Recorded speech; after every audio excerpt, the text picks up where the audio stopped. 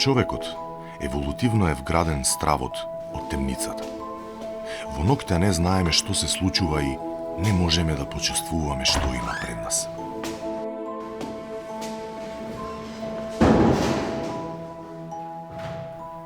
Несвесни за опасноста која демне.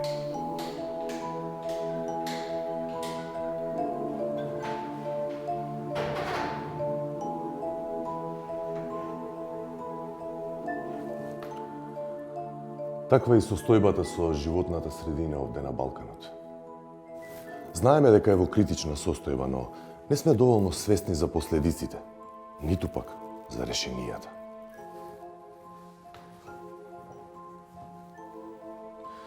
Само со истражување можеме да стигнеме до суштината на проблемот со животната средина овде на Балканот.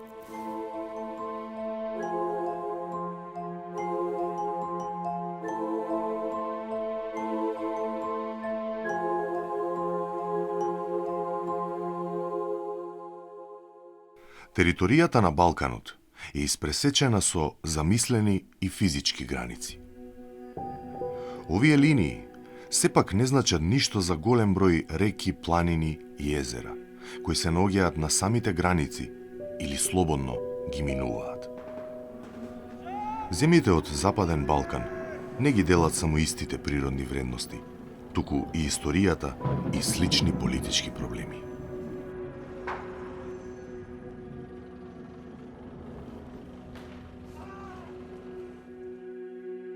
Преку компаративна анализа и разговор со по 3 стручни лица од 3 балкански држави, ќе се обидеме да стигнеме до одговорот на прашањето: дали земјите од Западен Балкан ги делат и проблемите со животната средина?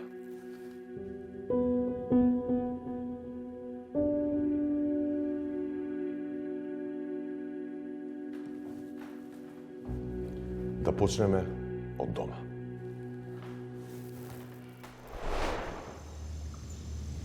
Во срцето на Балканот се наоѓа Македонија, држава која во себе содржи голем број на ендемити, ретки екосистеми и најстарите езера во Европа. Но негрижата за нив е видлива. Прва ќе ги издвои најголемите 3 еколошки проблеми на Македонија Рената Кјуштеревска. Таа е професор и раководител на Институтот за биологија при Природно-математичкиот факултет во Скопје. Последните 20 години од својот живот ги посветила на проучување на флората и вегетацијата на Македонија. Ние се наоѓаме меѓу топ 10 во светот наназад неколку години поради зголемено присуство на PM10 честички во воздухот. Сега ние ова зголемување го имаме и во летните месеци, меѓутоа посебно изразено во зимскиот период и се претпоставува дека причината за тоа е несоодветното загревање на домовите, односно користење на јаглен, на мазут и некои други средства. Следен проблем сметам дека поврзано со водите, тоа се исто така субвенционирање на правење на мини хидроцентрали, чија што бројка во последен период се зголемува на неколку десетици. Значи, речиси нема регион во Македонија каде што некоја река не е зафатена со турбини. И како трет проблем кој што го издвоив со почвата, тоа се рудниците, кои што во изминатиот период исто така некаде број над десетици, околу 100 можеби, дозволи за ископ на суровини, на минерални суровини. Проблемот е што преработеното железо и тие тешки метали се одложуваат на несоодветна површина. Јаловините зафаќаат големи простори со брани кои што не знам колку истите спречуваат, например со обилни дождови, да се измиваат овие тешки метали и да ги загадуваат околните земјоделски површини. И дали навистина е потребно да се загрозува туризмот, здравието на луѓето наспроти бенефитот кој што го добиваат само некои поединци. Вториот соговорник е екологот доктор Драган Арсовски. По долгите студии и едукација во странство, во последните години се врати во Македонија за да помогне со неговото знаење. Истражува состојба и бројност на популации со особен интерес за влекачите и водоземците. Моментално работи во Македонското еколошко друштво. Може би има скептици кога станува збор за климатските промени, меѓутоа веќе мислам дека нема простор. Доколку сме доволно информирани, нема простор за скептицизам. Може би во дебата би можеле да водиме во однос на тоа дали се тие човечки предизвикани или станува збор за климатски промени кои се дел од некој си природен процес. Ние дефинитивно не можеме да бидеме изземени од одговорност, меѓутоа напротив мора да ја бараме сите одговорноста во сите нас, бидејќи секоја наше секојдневно действување може да доведе до зголемување и амплифицирање на овој проблем. Потребни се повеќе институции да постојат на национално ниво, кои што чие единствено задолжување ќе биде да собираат континуирано податоци, еколошки податоци во нашата држава. Потребно е да постојат тренирани луѓе и стручни луѓе кои што ќе работат во овие институции и чија што единствена дејност ќе биде да ги собираат овие податоци и тие податоци да бидат собирани континуирано и со дадена експертиза. Последно, разговараме со доктор Иван Блинков. Тој е редовен професор на Факултетот за шумарски науки Ханс М во Скопје, кој повеќе од 30 години се занимава со истражување од областа на ерозија и деградација на земјиште. Главен проблем во животната средина, за животната средина не само во нашата држава, туку и на секаде светот е човекот. Од кој аспект? Еве, 3 аспекта. Преку легислативата и институциите, дали добро се имплементира легислативата или дали е комплетирана легислативата, во нашата држава не. Тоа е генерално, а одговорност како поединец, сведоци сме на многу случаи, луѓе. Еве, да приеме во градот. Најбанални работи, фрлаат смет секаде. На секаде фрлаат градеже, смет, сметлишта се прават. Горат се и сешто. И така натака. Бесправно градат, бесправно сечат шума, палат шума, 95% пожарите. Се може би човечки фактор. И третата работа е човекот, знаењата и моќта на човекот да се справи со природата и со некои процеси во природата. Тука немаме доволно сознање. Дефинитивно. До сега е јасно. Еколошката свест е основен и најголем проблем во Македонија. Но што се случува со животната средина во Албанија? Од високите планински алпски венци на истокот до медитеранските брегови на Јадранското море на запад, Албанија е држава со изразито високи природни вредности. Со кои проблеми тие се соочуваат? Првиот испитаник е доктор Енклада Шкуртај, раководителка на секторот за загадување при Албанската државна агенција за животна средина. Незин потесен интерес е загадување на почвата од индустријата. Stocks of waste rich in various metals poses a potential risk for the contamination of drinking water reservoirs. The accumulations of these metals in plants planted by these income families and their use for personal needs for sale poses a risk of health of people. Вториот соговорник од Албанија е доктор Клодијан Скраме, професор по геофизика на Политехничкиот универзитет во Тирана. Тој истражува како климатските промени влијаат врз Албанија.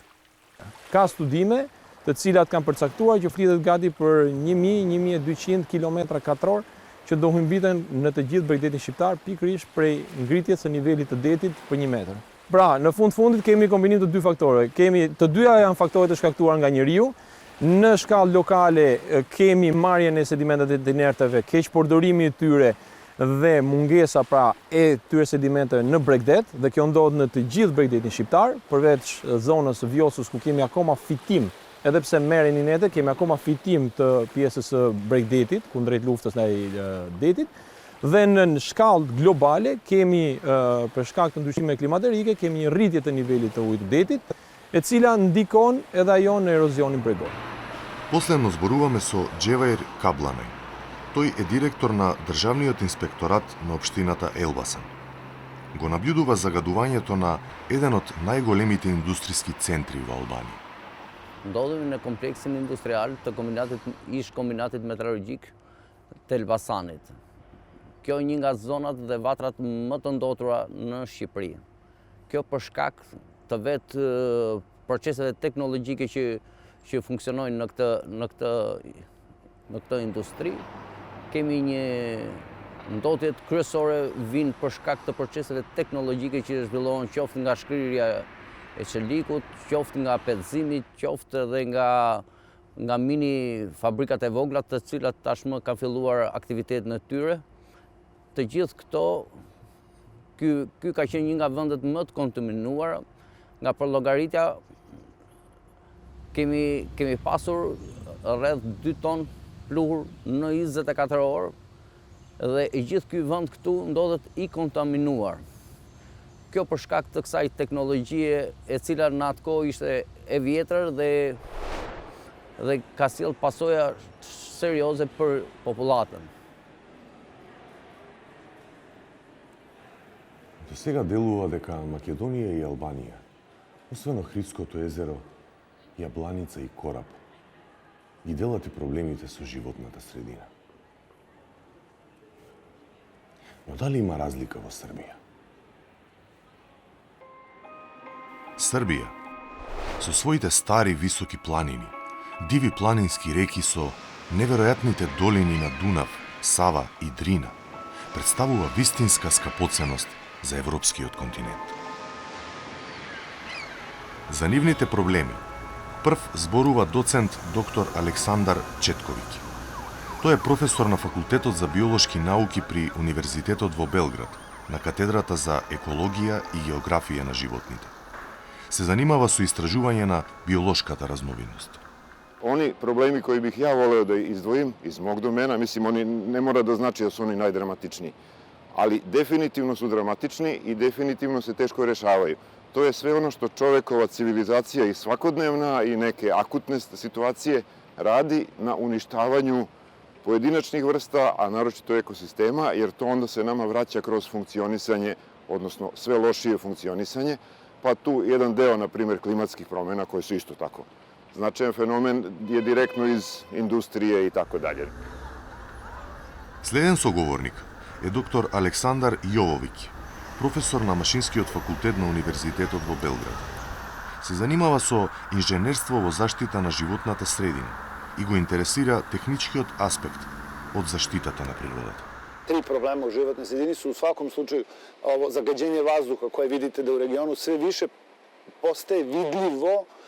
Ono je postojalo oduvek, ali postaje vidljivo upravo zbog klimatskih promjena. Znači, klimatske promjene ogoljuju taj problem zagađenja vazduhom. Tu su rešenja tehnički gledano relativno jednostavna. Znači, sistemi za prečišćavanje u termoenergetskom sektoru, razni drugi uređaji za prečišćavanje gasova iz industrije, promjena sistema saobraćaja, prestanak kućnih loženja, već prelazak na daljinske sisteme grejanja i tako dalje.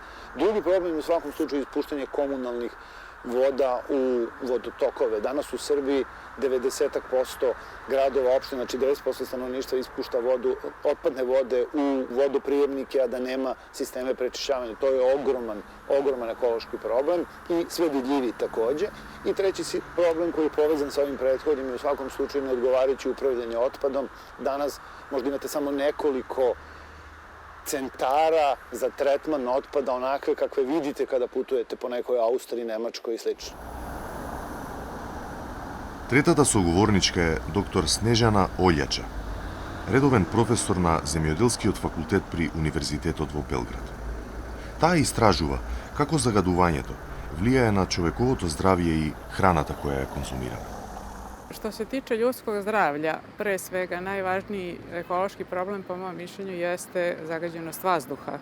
Znači to je uopšte karakteristika celog ovog našeg regiona, svih naših velikih gradova i znači zagađenje pre svega iz ložišta, to jest sad u ovom zimskom periodu mi imamo ogroman problem u gradu Beogradu, ali i u drugim gradovima Srbije, znači pre svega zbog grejanja, zbog termoelektrana, a i zbog saobraćaja. Znači to nam je, što se tiče uticaja na zdravlje, najveći i najgori problem. Naše termoelektrane, pre svega u Srbiji, Nikola Tesla i Kostolac, kao i termoelektrane u Bosni i Hercegovini su najveći zagađivači u Evropi. Što se tiče ispuštanja zagađujućih materija, pre svega se misli na sumpor dioksid, ugljen dioksid i ostale gasove koji su štetni pre svega za zdravlje, ali takođe doprinose i globalnom zagrevanju. Znači, gasovi su sa efektom staklene bašte.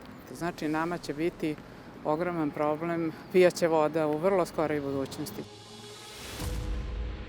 Загадувањето, лошото раководење со отпадот и климатските промени се главните проблеми на овие земји од Балканот. Навистина не постојат граници кога е во прашање животната средина.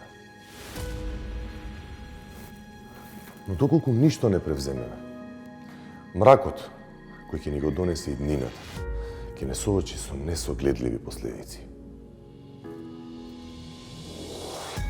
Суши, големи врнежи и недостиг на вода и храна.